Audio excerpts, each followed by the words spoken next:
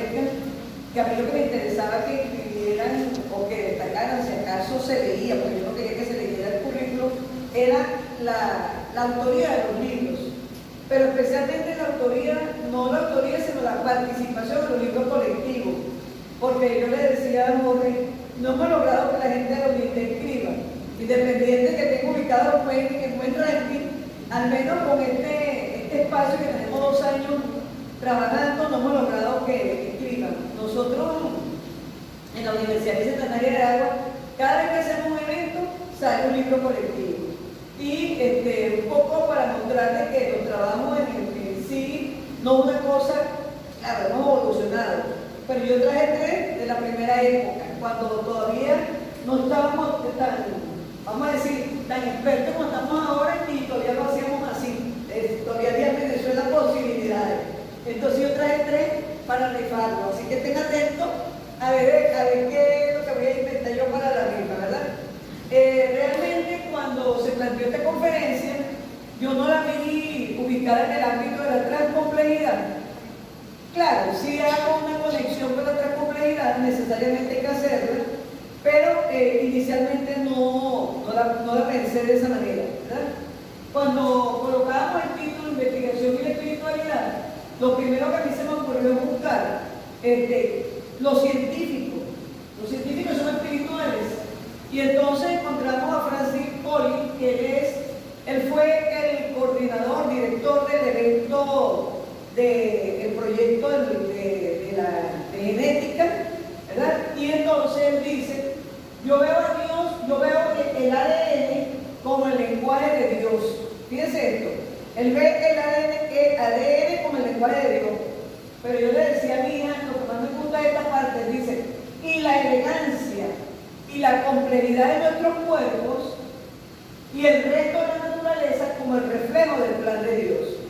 Hay alguna gente que está involucrada, digamos, en el ámbito espiritual de las religiones que dice, si tú no crees que Dios ve la naturaleza, ¿verdad?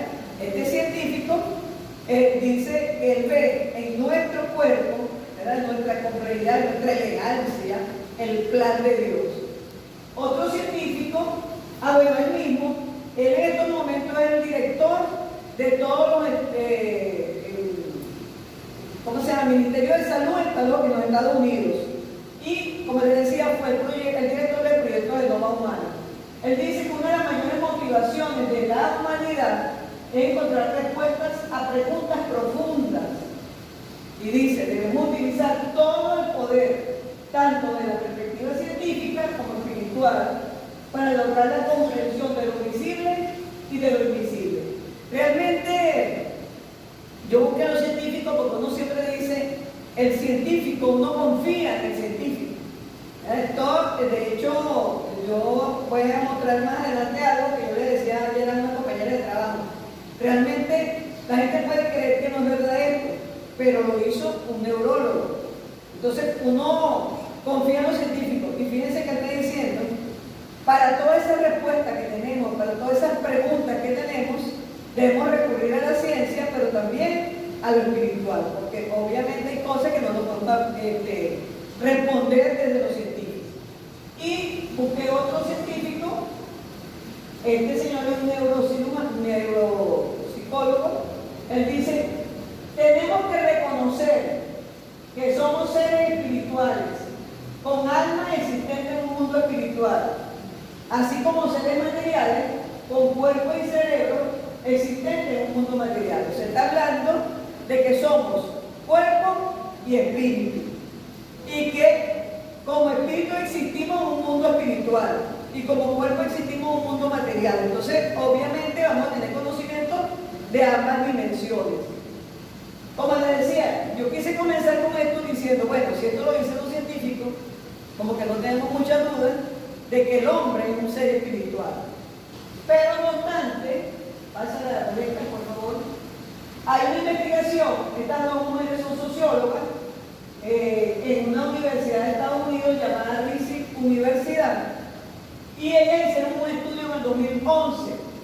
Fíjense que el estudio lo hicieron con 275 científicos, tanto del área de ciencias naturales como ciencias sociales, en 21 universidades élite de Estados Unidos. Pudiéramos decir que la UNIT es una universidad élite de Venezuela. Es decir, ¿qué está diciendo ellos con esto? No lo hicimos en cualquier universidad, lo hicimos en universidades élite de Estados Unidos, y encontró que el 20% de los científicos ateos, o sea, dentro de estos 275, el 20% que se declaran ateos sienten que son espirituales. Ellos dicen que la espiritualidad es una motivación para comprometerse en el mundo, con el mundo. Entonces ellos dicen que tratan de ubicar dentro de la espiritualidad, como decir, el ánimo, la fuerza, para que a través de la ciencia dar respuesta a lo que requiere la sociedad. Entonces fíjense qué interesante, porque siendo ateo le están diciendo, no solamente basta con lo que yo sé como científico, sino que necesito ese componente espiritual para comprometerme con la gente, para hacer cosas por la gente. De hecho, nosotros diríamos, ¿por qué están ustedes aquí? ¿Verdad? Pudiendo estar en otro lado, haciendo a lo mejor algo más útil. Y yo diría lo mismo, pues estoy yo aquí. Y bueno, en parte es por ese componente espiritual que nos hace decir, bueno, a pesar de todo lo que está ocurriendo, estamos en este momento en otro ámbito quizás un poco más elevado, en el sentido que vamos a compartir, y de paso un tema que generalmente tiende a confundirse como separado de la ciencia. Este libro, lo coloqué ahí nada más para decirle que en este libro hay cantidades de citas textuales de numerosos científicos que demuestran su espiritualidad, ¿verdad? Hoy yo nada más traje 2, pero hay muchísimos. ¿Seguimos? Ahora, frente a esta, vamos a decir, pequeña introducción, nos preguntamos, ¿es la espiritualidad de la investigación o es la espiritualidad de la realidad investigada? Porque el título de la conferencia inicialmente era la dimensión espiritual de la investigación. Yo la cambié para colocar investigación y espiritualidad. Ahora, la pregunta es esa, ¿es la investigación es la que es espiritual o es la realidad que investigamos la que es espiritual? Por los momentos, hasta ahora hemos demostrado que el que investiga, que es el hombre es un ser espiritual. En función de esto, yo dividí la conferencia en 4 partes, así que es larga, prepárense. Primero, una definición de la espiritualidad. En segundo lugar, si se está investigando sobre espiritualidad, y sin planearlo, al hacer esa segunda parte encontré que hay numerosos instrumentos que miden la espiritualidad. Y finalmente, lo que nos planteaba quien me presentó, la relación de la espiritualidad con las ciencias espirituales. Empecemos entonces, ¿verdad? Lo primero que nos encontramos cuando hablamos del tema espiritualidad, hay confusión. Y hay confusión porque se mezcla mucho con la religión. O generalmente cuando se piensa en espiritualidad se piensa en metafísica, y la metafísica como esoterismo o ligada a la religión. Y como alguna gente, digamos, que rechaza la religión, entonces de una vez como que se rechaza la espiritualidad. Entonces yo pensé que lo primero que había que hacer era diferenciar espiritualidad de religión. Entonces aquí vemos, ¿verdad?, que la espiritualidad es una dimensión humana personal, mientras que la religión es una práctica. Por otro lado, vemos que la espiritualidad es un estilo de vida y que la religión es un sistema de creencias, una doctrina. Por otro lado, entonces también vemos que la espiritualidad es una vivencia, una experiencia, mientras que la religión es un constructo social. Finalmente vemos que la espiritualidad es una cualidad innata de cada quien, ¿verdad? Y lo veíamos que hasta los ateos se consideran espirituales, mientras que la religión es un código de conducta. Entonces vamos a ver, sigamos, que también la espiritualidad es individual y no se requiere para ser espiritual pertenecer a ninguna religión, mientras que la religión es comunitaria. No puede haber una religión mía sola, ¿verdad? Para que yo tenga una religión tengo que pertenecer pertenecer a un grupo que, como dijimos, tiene un código de conducta, una doctrina. Mientras que en la espiritualidad yo puedo vivir mi espiritualidad de manera diferente a como lo vive Valesca. Y de hecho, lo vamos a ver en el transcurso de cuando sigamos en la conferencia. Entonces, por los momentos tenemos que estar claros de que espiritualidad no es religión. No obstante, el que pertenece a una religión debe ser espiritual. Aquí vemos definiciones, yo traté de colocarla en orden, vamos a decir, cronológico, y vemos a un autor del 92 que dice que la espiritualidad es una vida de perfeccionamiento para el ser humano y que de alguna manera la espiritualidad valora la vida. Fíjense lo importante de todas estas definiciones. Más que todo eso, lo que me gustaría para que al final pudiéramos discutir un poquito, es que este autor está planteando la espiritualidad como una forma de perfeccionamiento del ser humano que valora la vida. Es decir, que si yo promuevo en mi ámbito educativo o investigativo la espiritualidad, vamos a conseguir personas que respetan la vida, personas que buscan mejorar. Como decían estos científicos al comienzo, que para ellos la espiritualidad es lo que les permite comprometerse con la humanidad. Es decir, quiero investigar, pero no por investigar, quiero investigar para encontrar algo que resuelva un problema en la humanidad. La segunda definición del 99 dice que la espiritualidad es la fuente esencial y proveedora de significados y propósitos de la vida. Y aquí volvemos a aparecer con aquello que yo les decía. ¿Qué hacemos nosotros hoy aquí con tantas cosas que tenemos que hacer? ¿Verdad? Entonces, ¿por qué? Por eso, porque a lo mejor nuestro propósito de vida como educadores, aunque aquí la mayoría de nosotros es ingenieros y de diferentes profesiones, sin embargo, estamos en una institución educativa. Es decir, que siendo ingenieros, o están formándose o están ayudando a otros a formarse. De alguna manera, ese propósito de vida nos lleva a un significado. O sea, de hecho, muchos abogados quieren dar clase, algunos por una intención de que eso les vale para ascenso, pero también porque si yo quiero compartir con los estudiantes, ahí se ve un propósito de vida que supera a la profesión.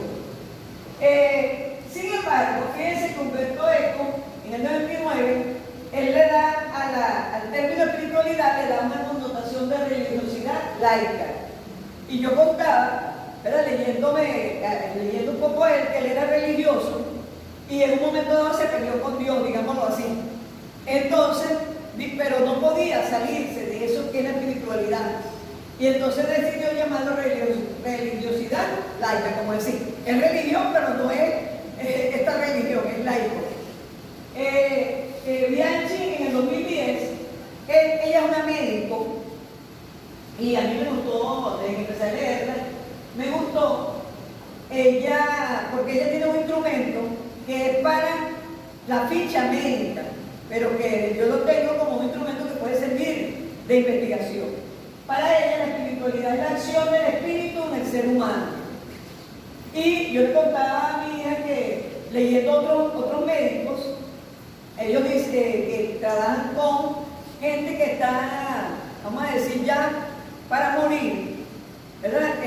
Por alguna enfermedad, que ellos tienen problemas espirituales. Entonces ellos también hicieron una escala para medir la espiritualidad. Entonces fíjense, los médicos, cuando uno como educador, obviamente como pudieron oír, yo soy profesor educadora, soy de una área un poquito más, menos, vamos a decir, más blanda.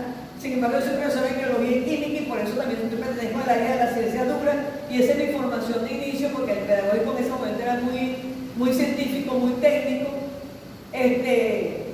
Decimos los médicos son para nosotros los mayores científicos. Por eso yo hablaba de los neurólogos, que son los que han hecho más investigaciones sobre espiritualidad. Y sin embargo, cuando ustedes empiezan a buscar, los que más han investigado sobre la espiritualidad son los médicos. Entonces, ¿por qué? Justamente buscando esa solución a la salud que se les escapa de la ciencia. Y finalmente, Palacio en el 2015 dice que es una experiencia de trascender, es el camino para el encuentro con la esencia. Obviamente que la definición, ellos dicen que el encuentro con la esencia es el espíritu, ¿verdad? Es el espíritu y un espíritu que da Dios. De hecho, ellos dicen que, digamos que la espiritualidad busca y lleva a Dios. Pero fíjense que hasta aquí no hemos nombrado a Dios, ¿verdad? Pasemos a otra parte. Entonces, a partir de aquí, veamos otras definiciones donde los autores de una vez dicen que la espiritualidad es vivir desde el espíritu y que es ansia de Dios y que es búsqueda de lo sacro o lo divino. Este autor es el mismo autor que sacó aquellas definiciones, o sea, él está claro, como vamos a estar nosotros también hoy, que espiritualidad puede ser vista como búsqueda de Dios o no necesariamente, puede ser como búsqueda del otro, de la naturaleza, del arte. Y definimos el lado espíritu como una fuerza inmaterial, no perceptible por los sentidos, que es una fuerza dinámica y una fuerza inteligente. Entonces, podemos encontrar dentro de la definición de espiritualidad una gran variedad, como han podido ver. Aquí hay otra definición, lo quise colocar, porque esta definición es de un autor que trabaja las ciencias físicas, y obviamente su trabajo se llama la ciencia física y lo espiritual. Y lo primero que hace es definir el espíritu. Entonces define el espíritu como algo indeterminado, en movimiento, algo inmaterial, que busca la perfección, que busca la unidad, que es inagotable y que es un misterio. Y de alguna manera, todo lo que se refiere a espiritualidad, uno lo ve como algo misterioso. Y obviamente el hombre le atrae los misterios. Por eso me imagino yo que hay tanta investigación sobre espiritualidad en los últimos tiempos. También Robles, este autor Robles, es el que ha venido haciendo todas esas definiciones, también define espiritualidad como la necesidad del encuentro con otras personas, la necesidad de contacto con la naturaleza, la necesidad expresiva ligada a diferentes actos creativos, es decir, que un artista, sea musical o sea de pintura, de escultura, puede en ese acto ser espiritual, y también implica paz interna y calma. Entonces fíjense la gran variedad de definiciones de espiritualidad. Pero aún no terminamos, ¿verdad? Robles también dice que es fuente inagotable de fe y poder de voluntad. Y a mí me gustó escribir esto de Palacio 2015, que dice que la espiritualidad se vehiculiza desde múltiples opciones, que estas opciones con las cuales decidimos, vamos a decir, concretar nuestra espiritualidad, pueden ser válidas o no para los criterios culturales, sociales y religiosos. Es decir, yo puedo decidir manifestar mi espiritualidad perteneciendo a una religión, y eso puede ser válido para los criterios científicos, que serían ahí los culturales y sociales. Pero cualquiera puede decidir manifestar su espiritualidad a través de la creencia en la naturaleza, en la comunión con otras personas, y eso puede ser un criterio válido o no para la religión. Pero lo importante del día de hoy es dejar claro que no podemos negar que el hombre es espiritual indiferente de cómo lo manifieste. Y fíjense que yo porque yo esta conferencia la he dado 2 veces, pero he escrito 3 veces, he aprendido mucho, y eso es lo mejor de este tipo de cosas, porque yo antes le criticaba mucho a colega, que eso no es espiritualidad, alguna cosa, porque ella está haciendo su tesis doctoral, y en su tesis doctoral, tratando de aplicar la complejidad, ha ido un poquito más allá de lo que van literalmente los estudiantes, tratando de ver esa espiritualidad. Pero obviamente frente a esto, tú no le puedes decir a nadie que eso no es espiritualidad. Eso te va a depender de cómo sea cada uno y cómo cada uno la manifieste y la exprese. Entonces, obviamente que todo concepto de espiritualidad está marcado por quien haga la conferencia, ¿verdad? Y yo no podía dejar de hacer la conferencia porque también Yo podría decir que el Espíritu me lo puso en el camino. Esta cita de Bobby Camilson es del 2015, que es nueva. Él es un pastor y él dice que la verdadera espiritualidad es oír, creer y obedecer la palabra de Dios. Si yo hubiera comenzado por aquí, yo hubiese confundido más, porque dijera, no viene a hablar de religión, no, yo vengo a hablar de espiritualidad. Entonces fíjense que hay una gran variedad de espiritualidad, pero obviamente yo no podía desaprovechar esta tribuna para colocar esto, ¿verdad? Y en consecuencia, una palabra de Dios, la primera de Corintios 6:17, que dice, pero el que se une al Señor, un espíritu con Él es. Entonces, los que creen en la espiritualidad desde Dios, ¿verdad? Y fíjense que muchos, siendo médicos, dicen que la espiritualidad es la acción del Espíritu sobre el hombre. Pero los que creemos en Dios decimos que es la acción del Espíritu de Dios. Entonces, es para que podamos ver toda la variedad que hay. Finalizada esta primera parte, ¿qué hablamos en esta primera parte? De la noción de espiritualidad. Yo quiero destacar dos cosas importantes antes de seguir. Y es que si somos espirituales, vemos la vida de otra manera. Y eso para efectos de la educación es importante. Yo lo vine a hablar para efectos de la investigación, pero no obstante, leyendo, decía, es importante para efectos de la educación. Porque si nosotros promovemos en nuestras aulas de clase la espiritualidad, vamos a encontrar estudiantes, futuros profesionales y profesionales, porque nosotros mismos, si cambian los demás, para que puedan cambiar los demás, tenemos que cambiar nosotros, ¿verdad? Hombres más comprometidos con la sociedad, hombres más comprometidos con la humanidad. Obviamente, en la medida que vivimos situaciones como la que vive este país, tenemos que recurrir a eso. Tenemos que recurrir a eso porque la espiritualidad, además de que nos hace ser más proclive a ayudar al otro, también nos hace, como decía una cita por ahí, tener paz y calma. Fíjense que hay una definición de espiritualidad como paz y calma. O sea, si tú sacas a relucir tu espiritualidad, tú puedes decir, bueno, vamos a esperar qué pasa, confiando en que va a pasar algo, ¿verdad? Pero un poco en paz, un poco en calma y un poco viendo cómo frente a mis necesidades hay gente que está en peores condiciones y que a lo mejor yo puedo ayudar. Y yo creo que eso es parte de lo bueno de esta conferencia. Aquí lo que queremos mostrar es que hemos venido diciendo que el hombre es espiritual. Entonces no hay que descuidar que el hombre es un ser físico y como ser físico se cansa, tiene hambre, tiene necesidades físicas, pero también es un ser psíquico. Y aquí era lo que yo le decía a Valesca, hay que tener cuidado que la espiritualidad no es psíquica, ¿verdad? Entonces el hombre es un ser psíquico que tiene que ver con lo cognitivo. En este caso que estamos hablando de investigación y de educación, con lo que aprendemos, con lo que queremos buscar, los conocimientos que queremos buscar, pero también tiene que ver con lo emocional y obviamente con lo relacional. Y lo emocional tiene que ver mucho con la historia personal. Entonces un poco lo que vivimos nos determina como la parte psíquica y específicamente la parte emocional.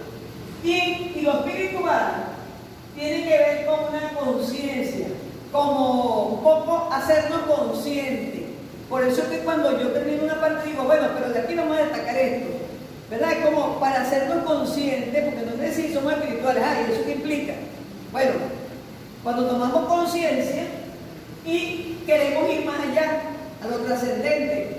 Por eso decíamos que no nos conformamos con oír clases o dar clases, sino que hay una conferencia, vamos, ¿verdad? A mí me invitan, ¿cómo no? ¿Verdad? Porque es una manera de trascender dentro de lo poco que uno le corresponde. Y esta espiritualidad es creadora, y es creadora de actos y de palabras. Entonces, nosotros esperábamos de todas las cosas que las mujeres podemos hacer. Y la doctora Rose nos mostraba lo que está tejiendo para una nieta que está en Chile y que ella no sabe tejer. Y ustedes se quedan asombrados. ¿Qué está entendiendo ahí su espiritualidad? ¿Verdad? Entonces se manifiesta en palabra porque dijo voy a hacer, y en acto porque hizo.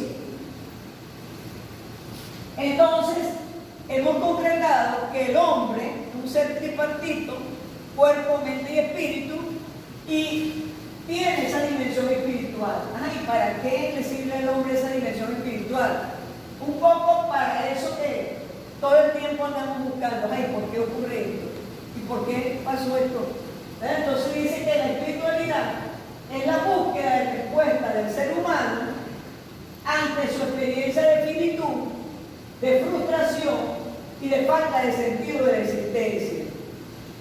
Muchos de nosotros en este tiempo pudiéramos estar frustrados y dijéramos, ¿para qué trabajar en una universidad? Si pensamos todo lo que implica desde el punto de vista intelectual y a lo mejor la remuneración que recibimos. Sin embargo, frente a esas preguntas, o incluso la gente que está, vamos a decir, declarada enferma y no tiene salvación ya, no tiene posibilidades, frente a esa surge la dimensión espiritual que me puede dar respuesta.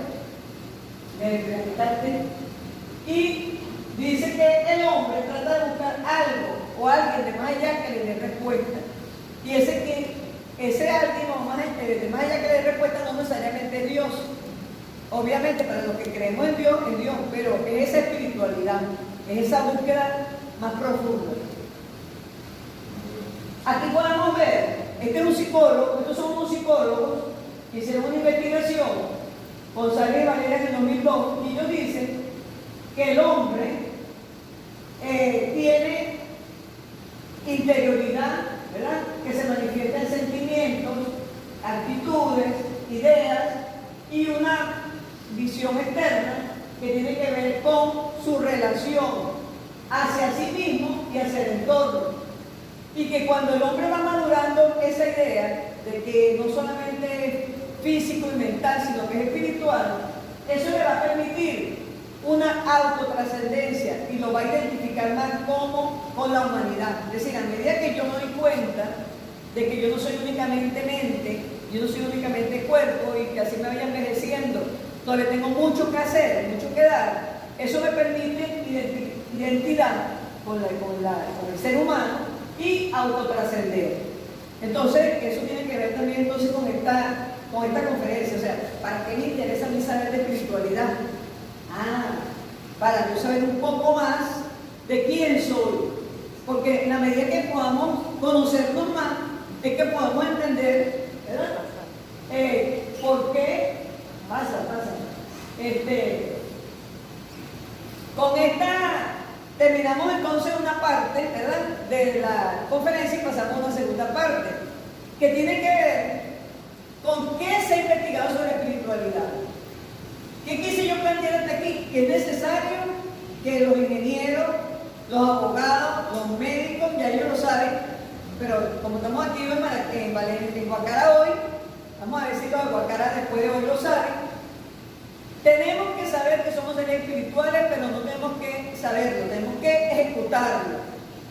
Y para convencerlos, yo traje como una especie de resumen de lo que se está investigando sobre espiritualidad. Fíjense que lo primero que aparece es la medicina. Ya lo había hablado, tanto al comienzo, ¿verdad? Aquí aparecen dos autores, Jiménez 2005 y Nava y Villegas 2007, que han investigado sobre la espiritualidad y la medicina. Más adelante yo voy a recordar otra más. Pero también se ha investigado sobre espiritualidad y genética. Y fíjense que se ha logrado descubrir un gen que se llama el gen de la espiritualidad. Este gen tiene la sigla BATN2, que significa transportador vesicular de monoaminas. Y lo hizo un autor, Hammer, en el 2004. Esto era lo que yo decía, que yo le decía a mis compañeras de trabajo, uno puede decir un gen de la espiritualidad. ¿Será que eso es creíble? Pero esto no es un invento, no es escrito, es un trabajo científico que ha identificado ese gen. ¿Cómo han logrado identificar los genes de la homosexualidad? Entonces, si nosotros entendemos eso, ¿verdad?, obviamente que los religiosos no van a creer eso, y de hecho pelean porque dicen, porque también se ha investigado en el cerebro Y desde el cerebro, Soares y Marshall en 1997 con la neurobiología han investigado sobre la inteligencia espiritual y dice que es la inteligencia más importante. Otro autor ha investigado sobre neuroteología que tiene que ver con que el cerebro tiene que ver con lo espiritual. Dice, bueno, así como se logró en la genética el gen, dice que en el cerebro hay partes que determinan esa espiritualidad. Y esto lo avanza Rubia en el 2015 al decir que la espiritualidad puede ser estimulada en una parte del cerebro, que es lo que llaman el cerebro límbico o emocional, y de ahí surge el concepto de neuroespiritualidad. Entonces, obviamente los religiosos no podrán creer, y de hecho dicen que hay unas discusiones que cómo se le ocurre pensar que mi espiritualidad pues, está en el cerebro, si por allá dije que depende del espíritu, ¿verdad? Que Dios provee. Y obviamente, como les decía, son investigaciones científicas que nos están demostrando que no importa quién tenga la verdad. ¿Qué es lo que nos está demostrando?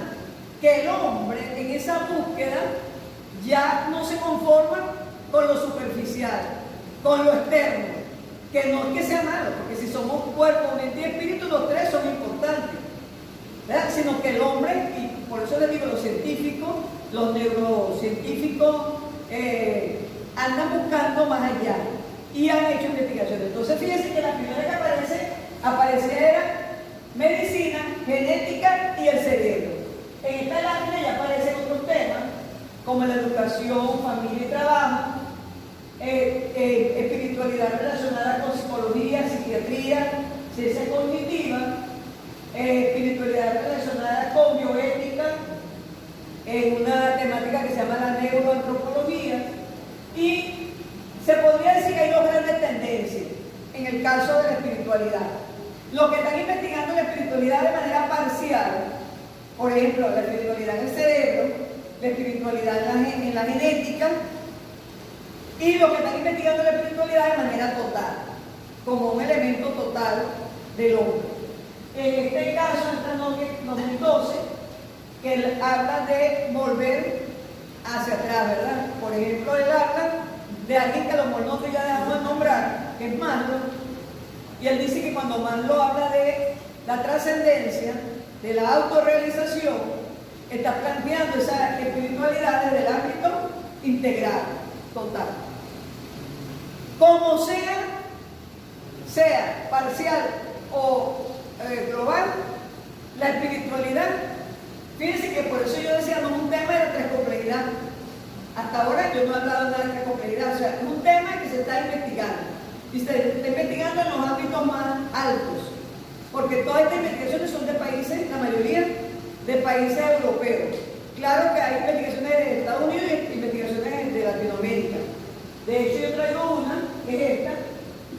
Me pareció interesante traerla.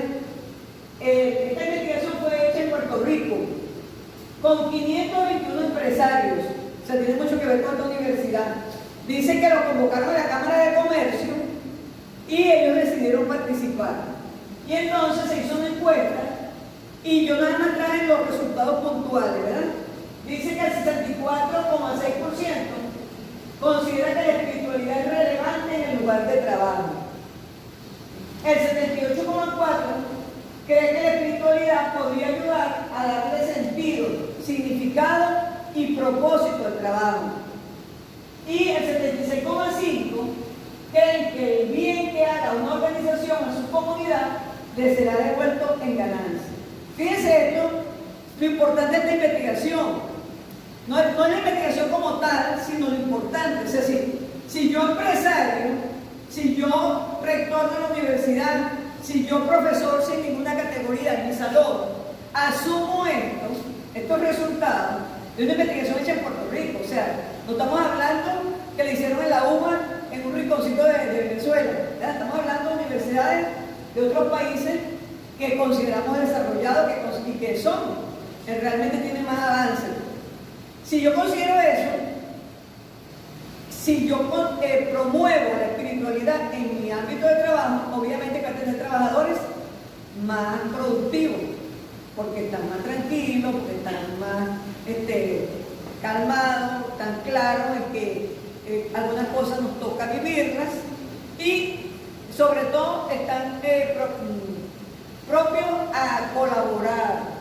Muchas cosas que tenemos que hacer en este tiempo implica colaboración, cooperación y uno dice, ¿por qué? Si yo no le había hecho este trabajo no he tenido que hacer eso, ¿y por qué ahora lo tengo que hacer? Bueno, ¿verdad? Entonces, por eso quise traer esa lámina. La ayudante me está adelantando mucho, pero está bien. Esta lámina resume en esa búsqueda. Cuando yo planeé la conferencia, yo dije, ajá, ¿cómo vas a comenzar? Entonces comencé con la cita. Y luego dije, ahora vamos a ver qué están investigando. Y vimos, yo tengo referencias muchísimas. Realmente no he podido todavía leer todo y sobre todo resumir cada investigación, porque lo que les estoy presentando es lo que han hecho, ¿verdad? No los resultados que han obtenido. No obstante, en esa búsqueda, sin proponerlo, encontré esto. ¿Y qué fue lo que encontré? Que hay numerosos instrumentos para medir la espiritualidad. Disculpa que te nombre, porque es que tenía una discusión con su tutor. Qué lástima que no te quede. Que sí, ¿con qué instrumento va a medir la espiritualidad? No puede ser el mismo. Veamos qué dice la investigación, ¿verdad? Fíjense, yo comencé, como les dije, con la historia clínica espiritual de Bianchi, que les dije que ella no dice que es un instrumento de investigación. Ella lo que dice es que es una historia clínica que ella le hace a sus pacientes. Lo que pasa es que como yo la tuve en mis manos, porque está publicada en internet, cuando ustedes la ven dicen, no, esto me sirve una investigación.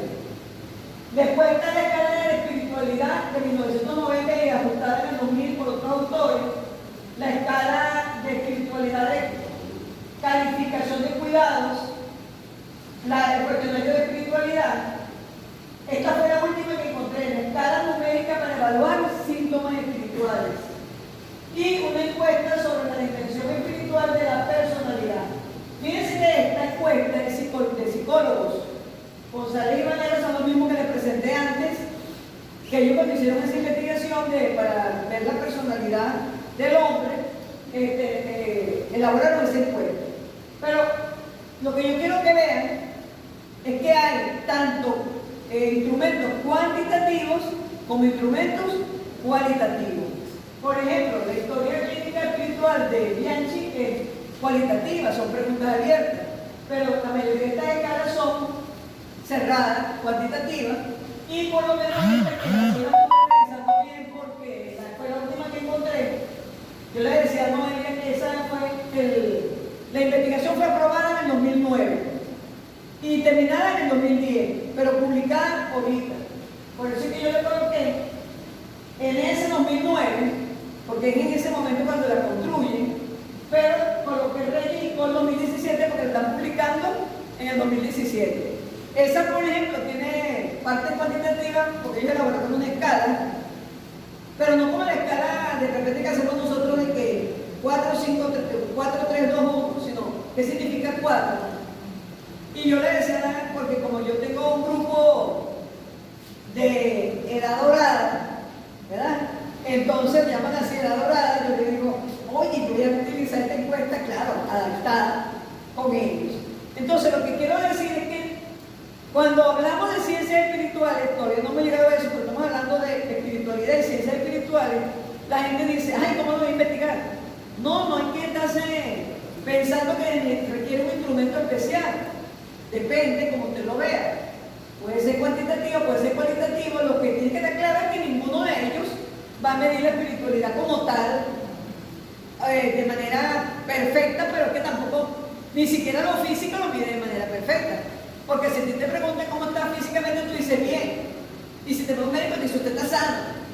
Pero no te está diciendo en perfección que cada partecita de tu cuerpo algunas cosas no está bien, ¿verdad? Entonces, así como no podemos investigar la verdad absoluta de la parte física y de la parte mental, pues mucho menos lo espiritual, pero hay instrumentos.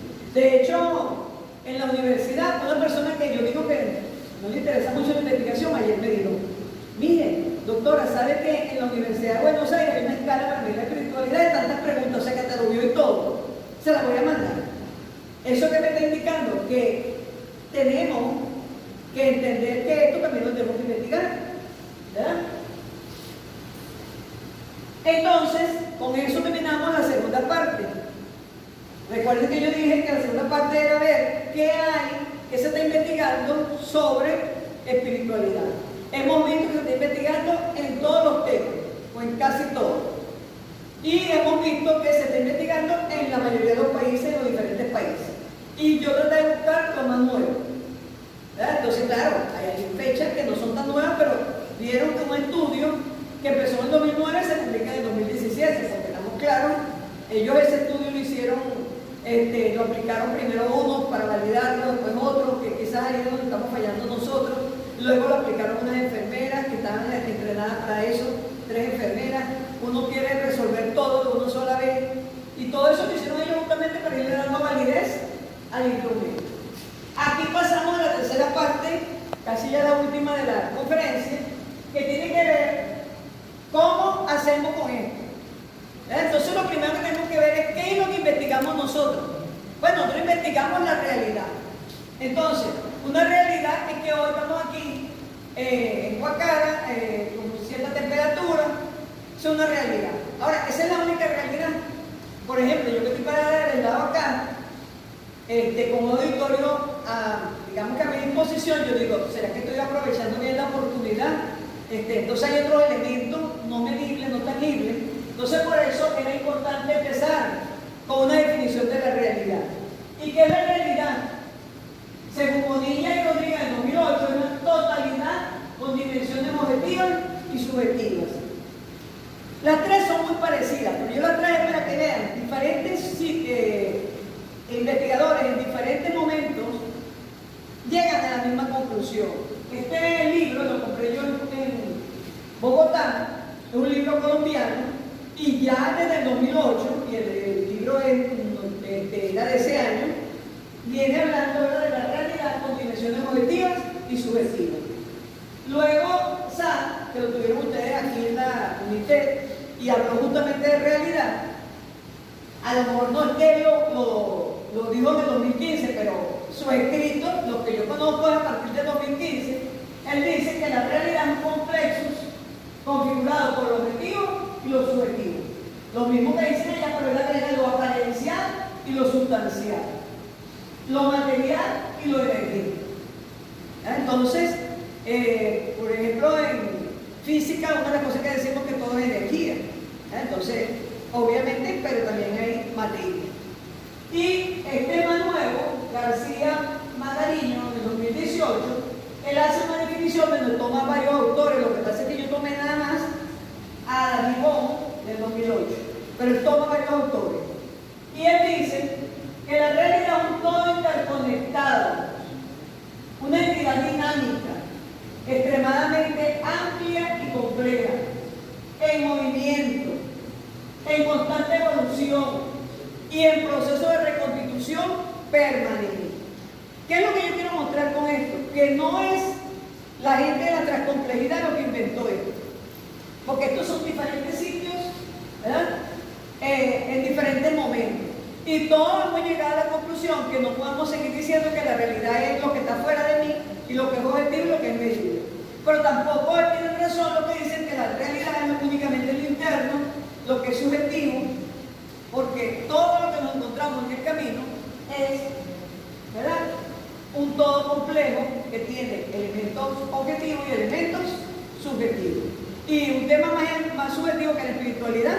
Sin embargo, hemos visto, ¿verdad?, cómo los médicos lo han utilizado. ¿Por qué? Porque si yo logro demostrar que tú, que estás finalizando tu vida desde el punto de vista espiritual, le encuentras un sentido a tu vida, vas a esperar ese tiempo de una manera diferente, así no estar, vamos a decir, enfocado en ese elemento. Entonces va todo enfocado a buscar algo que ya no tiene solución.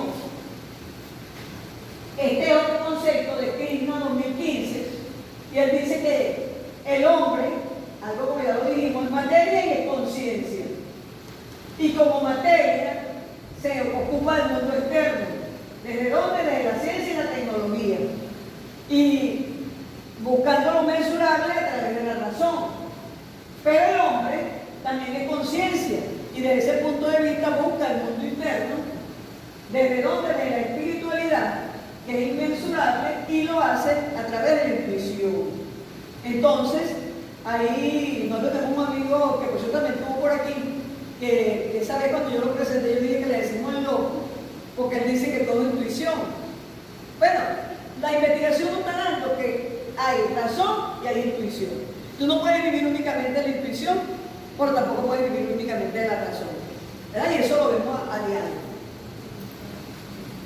Ok, esta lámina yo no la voy a explicar, simplemente quiero que vean que en la transición de la modernidad hasta la posmodernidad, en el auge, digamos, en el auge de la modernidad, el hombre se siente que él es poderoso, se separa de la naturaleza y por eso se separa también de lo subjetivo, del Dios. Ahí dice que se le da un poder ilimitado al hombre. Y entonces, pero llega un momento en que el hombre en esa forma de vida, de inmediatez, se siente solo, se siente incomunicado, se siente angustiado. Digamos que ese es el ámbito de la transición. Y en la posmodernidad, donde se habla un poco más de holístico, de integral, ¿verdad? De búsqueda de caminos espirituales, digamos que ahí, en esa transición, tiene lugar vamos a decir, este auge de la investigación en la espiritualidad. Los que escriben dicen que durante la modernidad el hombre buscó la espiritualidad a través de la terapia psicológica.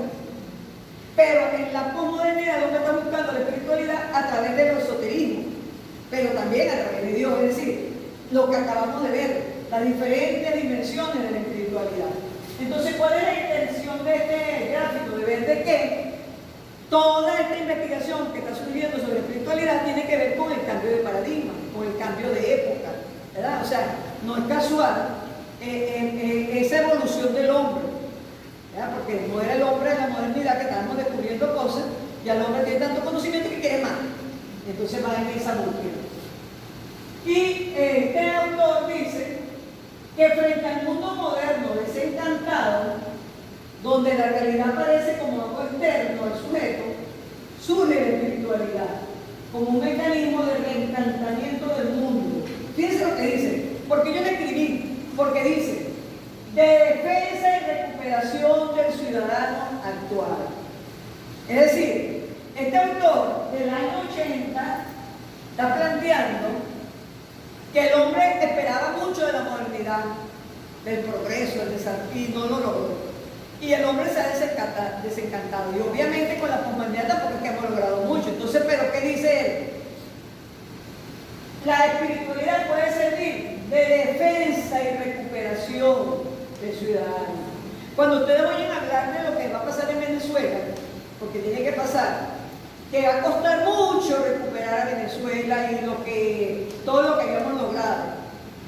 Si nosotros sabemos esto, ¿verdad? Fíjate que ahí dice, la espiritualidad como mecanismo de defensa y recuperación. Y por eso es que la iglesia en otro tiempo tuvo mucho auge. ¿Por qué? Porque aunque digan lo que digan de la religión, si a ti te dan pauta de conducta, lo que pasa es que ahora si se dan desde el punto de vista de la espiritualidad, tú la puedes manifestar como tú quieras, por religión o sin religión. Pero el ser espiritual te hace un ciudadano mejor, que no solamente te preocupa de ti, sino que también te preocupa del otro. Y es un poco lo que yo quise destacar, ¿verdad? Y obviamente no podía dejar afuera esto, ¿verdad? Sácala completa. Pásala completa. ¿Qué venimos diciendo nosotros desde la primera vez? Pero ahora les voy a decir que yo cambié esta lámina un poquito. Nosotros venimos diciendo que la realidad, como es compleja, no puede ser vista únicamente desde la ciencia. Y lo dijo muy bien el presentador de la ciencia, vamos a decir, física, de lo que llamamos las ciencias naturales, ¿verdad? Y que nosotros la asumimos como métodos cuantitativos. No obstante, yo decía en una conferencia la semana pasada que el positivismo también acepta métodos cualitativos en este tiempo, porque no es el positivismo de Comte, es el positivismo que ha avanzado. Pero tampoco puede ser vista únicamente de las ciencias sociales, a la cual le adjudicamos de manera didáctica para efecto de la lámina los métodos cualitativos, sino que tiene que ser visto también desde las ciencias espirituales. Quiero decirle en honor a la verdad que esta idea de ver la realidad de las tres tipos de ciencias de Jorge Rodríguez, la idea mía es que yo la dibujé, o por lo menos la mandé a dibujar, y la llamé la mirada transcompleja, ¿verdad? Y me ha encantado esa figura desde siempre. Me la hizo un ingeniero, por cierto, un ingeniero que yo y mi hija siempre estamos pensando en él, porque está ahorita, está en Venezuela, pero en otra parte, todas las láminas que yo utilizaba me las hacía y ahora no lo tengo cerca, y él hizo esta lámina, fíjense.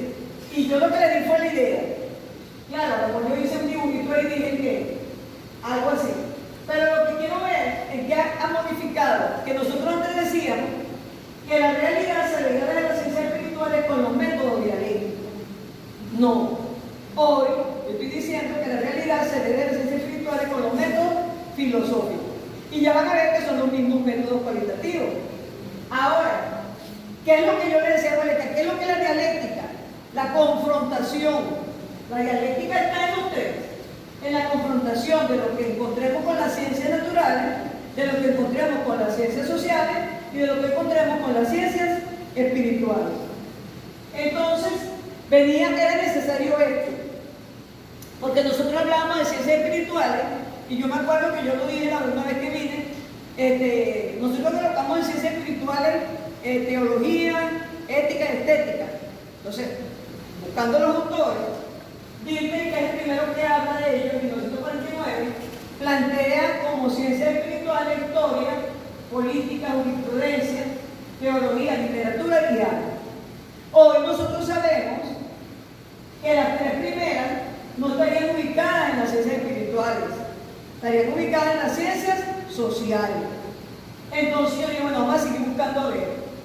La Cournot 1955 lo llama ciencias noológicas y plantea la ideología, la mitología, la simbología religiosa, la lógica, la filosofía, la estética, la teología y la ética. Esa clasificación a mí me parece más adecuada para ciencias espirituales.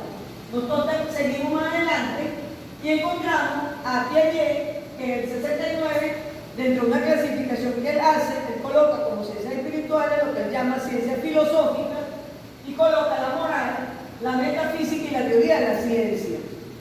Y finalmente, en el 2000, Novoa habla de unas ciencias hermenéuticas donde coloca arte, filosofía y teología. Yo diría que yo me quedaría con esa, porque si yo voy a hablar de las ciencias naturales, busco la física, la química, ¿verdad? Y todas las áreas de las ciencias sociales, educación, psicología, antropología, sociología, y de las ciencias espirituales serían entonces arte, filosofía, ética, estética y teología, obviamente.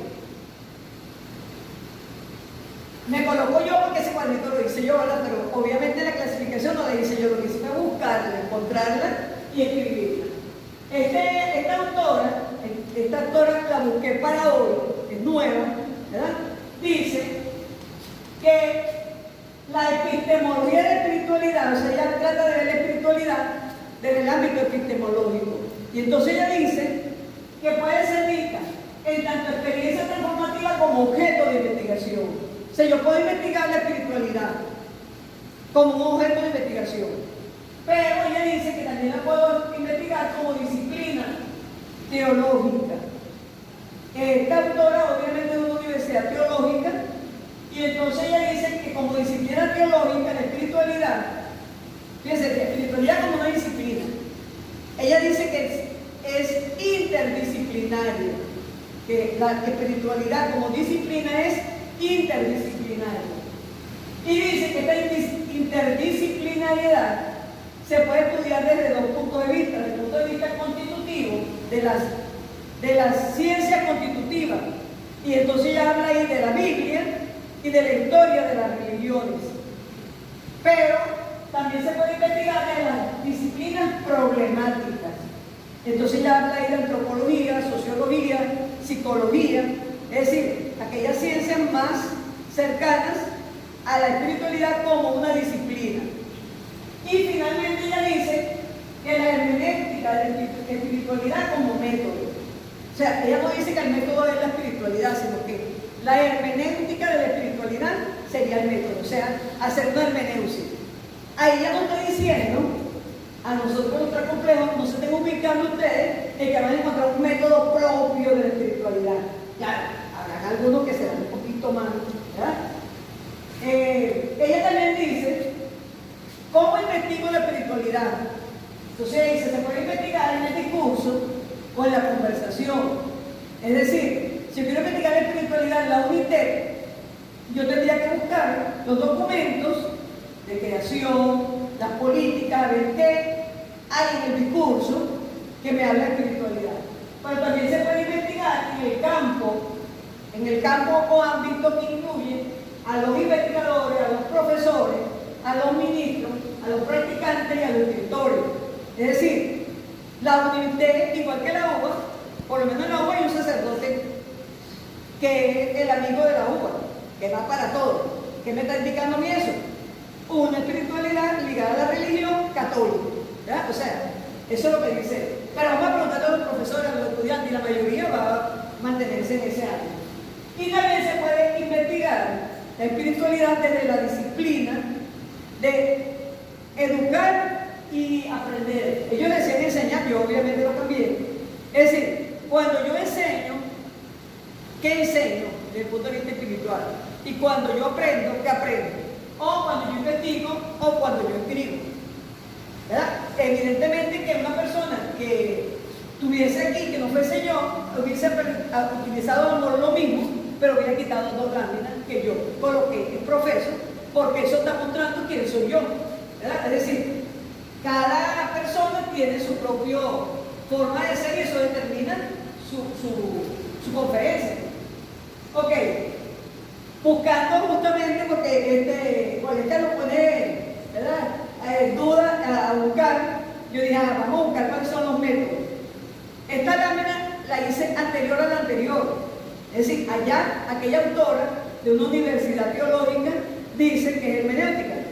Esta es de Sartre, precisamente, y él dice que la espiritualidad se investiga desde los métodos teológicos o desde los métodos filosóficos. En los teológicos ubican la inspiración y la contemplación y la iluminación. Lo que pasa es que yo la puse separada porque San Agustín habla de iluminación del sol. Entonces, de acuerdo a San, los 3 métodos teológicos serían inspiración, contemplación e iluminación. Pero él dice, también se puede investigar desde lo filosófico. Y lo filosófico implica intuición, deducción, inducción y vuelve a aparecer hermenéutica. También dice que se puede investigar, bueno, eso lo busqué yo porque lo dice Dilthey con la hermenéutica, Heidegger con la intelección y Hegel con la fenomenología del espíritu. Y el mismo Sá dice que él llamaría ese método subjetivación. Entonces, si ustedes analizan, si uno me dice a lo mejor que lo investiga con la iluminación, yo digo que van a raspar, ¿verdad? Pero si él dice que va a investigar la espiritualidad de los ingenieros de la UNITEC, con la hermenéutica nadie va a decir nada, porque ese es un método que ya nosotros hemos aceptado, porque es un método cualitativo, tradicional.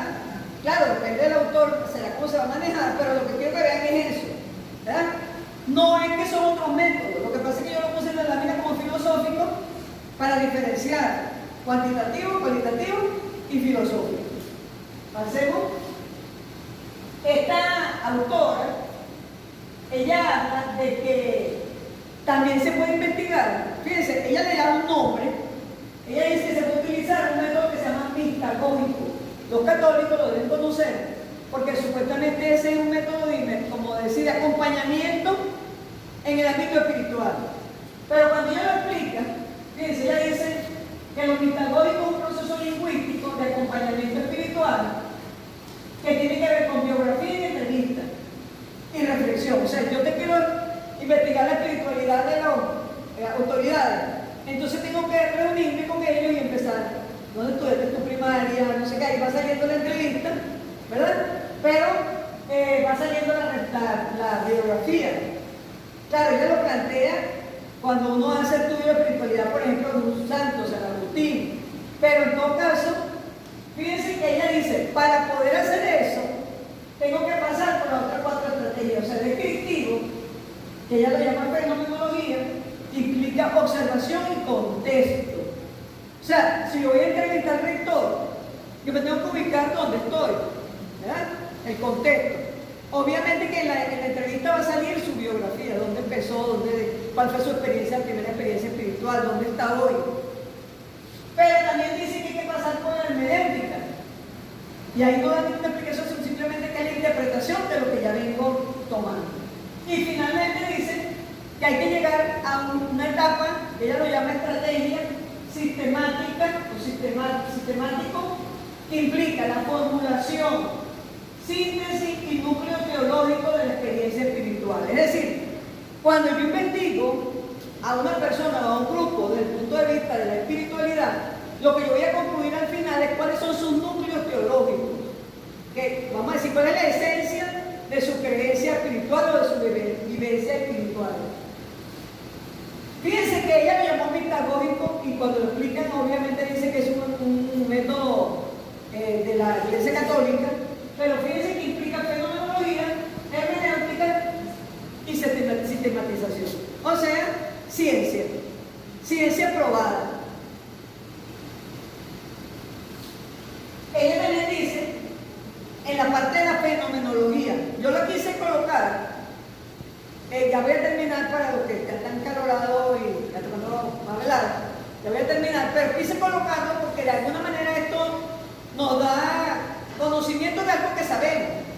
Ella dice, la espiritualidad como fenómeno multiforme, para hacer la fenomenología, requiere de 3 ámbitos, ¿verdad? De 3 niveles de descripción. Claro, ella habla de la fenomenología de Husserl. O sea que ella no solamente que dice que hay un elemento fenomenológico, sino que lo explica. Entonces ella dice, ¿cómo lo voy a estudiar? Bueno, el primer horizonte es la configuración externa, que se refiere, ella dice, a los límites cronológicos topográficos, a los ideales, a las prácticas espirituales. Cuando nosotros estudiamos la espiritualidad desde ese horizonte externo, por ejemplo en Venezuela diríamos, ¿dónde estamos? En Venezuela. ¿Dónde estamos? En Guatemala. ¿Qué ideales promueve la universidad? ¿Qué prácticas espirituales hacen? Por ejemplo, cuando nosotros hemos visto colegio católico, todos los lunes en la mañana hay una estrategia. En un colegio secular, a lo mejor eso no pasa. En una universidad pública o privada, si hay un acto de grado, hay una misa. En otras universidades, a lo mejor eso no ocurre. Eso forma lo que se llama, lo que ella llama la configuración externa, las prácticas que se ven. Luego habla de un horizonte exterior que tiene que ver con el trasfondo cultural y social. Obviamente Venezuela es un país por tradición católico. Por eso las universidades, a menos que sean declaradas universidades teológicas evangélicas, ¿verdad?, no tienen el sacerdote. Y habla de un horizonte interior, donde ya va a algo más profundo, a los ejercicios espirituales, a las prácticas de las virtudes, a la oración y al avance hacia la mística, hacia la espiritualidad, ¿verdad? Por ejemplo, nosotros sabemos estudiantes que cuando estudiamos, yo por ejemplo estudiaba, me acordaba que la gente decía, yo prendí una vela, yo no sé qué, hay gente que se para y ora, ¿verdad? Es decir, eso es lo que se refiere a eso. De hecho, yo la pasada estudié con un material que conseguí, yo dije, a mí no me interesa, pero ya le puede interesar, de Perú, donde ellos están convocando para unos ejercicios espirituales. Lo primero que dicen es, no son de San Agustín, no son de no sé cuánto, ¿verdad? Son ejercicios espirituales típicos de Perú, donde se van a reunir alrededor de un sitio.